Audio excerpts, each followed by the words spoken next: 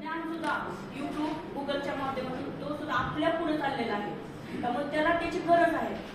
त्याची जी क्षमता आहे त्या पद्धतीने आपल्याला त्याला तसा तो खुराक द्यावा लागणार आहे, तरच तो शांत बसणार आहे. हुशार विद्यार्थ्यांना जर म्हटलं तू त्या शब्द सरावाच्या गटात बसतो बसत नाही किंवा बसला तर तो काहीही करत नाही.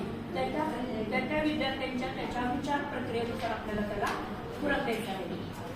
आणखी उच्च स्तरावरच्या विचारामध्ये, उच्च स्तरावरच्या प्रक्रियेमध्ये आणखी कोणत्या घटकांचा समावेश होतो? आणखी काय असेल?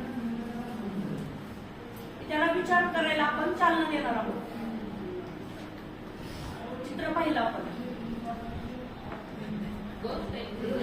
गोष्ट बघा, कल्पना विस्तार असेल किंवा गोष्ट आपण सांगतो आणि त्या गोष्टीचा सारांश किंवा त्याचा बोध काय आहे हे आपण त्यांना सांगायला सांगितलं तर तो विचार करणार आहे. त्याच्या विचार, कारण त्यांची पातळी निम्न स्तरावरची असते किंवा त्यांचे विचार हे निम्न स्तरावरचे असतात. म्हणून निम्न स्तर आणि उच्च स्तर, लोअर ऑर्डर थिंकिंग आणि हायर ऑर्डर थिंकिंग.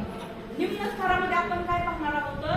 त्या निम्न स्तरामध्ये विद्यार्थी सुरुवातीला माहिती घेणार आहे. एखादी गोष्ट असेल त्या गोष्टीची तो माहिती घेणार आहे किंवा त्याला माहिती समजल्याशिवाय तो पुढची प्रक्रिया करणार नाही.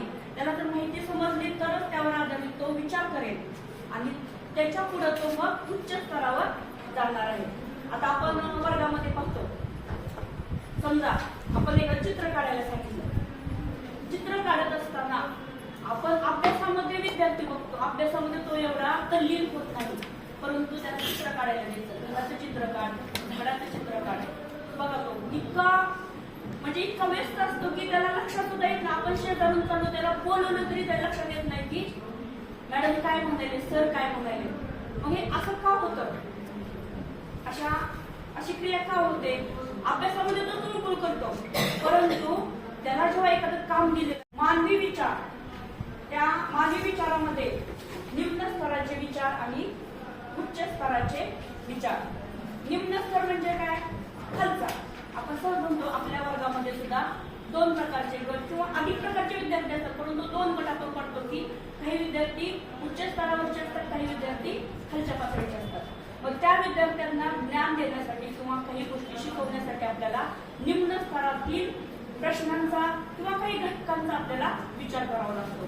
परंतु काही असे विद्यार्थी असतात की त्यांना जर म्हणले एक शब्द लिही, ते लिहितात का? नाही, कारण त्याची विचार करण्याची प्रक्रिया ही उच्च स्तरावरची असते. त्यामुळे त्याला उच्च स्तरावरचे प्रश्न किंवा जो घटक असेल तो त्याला आपल्याला द्यावा लागतो. आपण ATS, MTS परीक्षेला बसवतो. सर्वच विद्यार्थी आपण दोन्ही परीक्षेला बसवत नाही. काही विद्यार्थी ATS ला, काही विद्यार्थी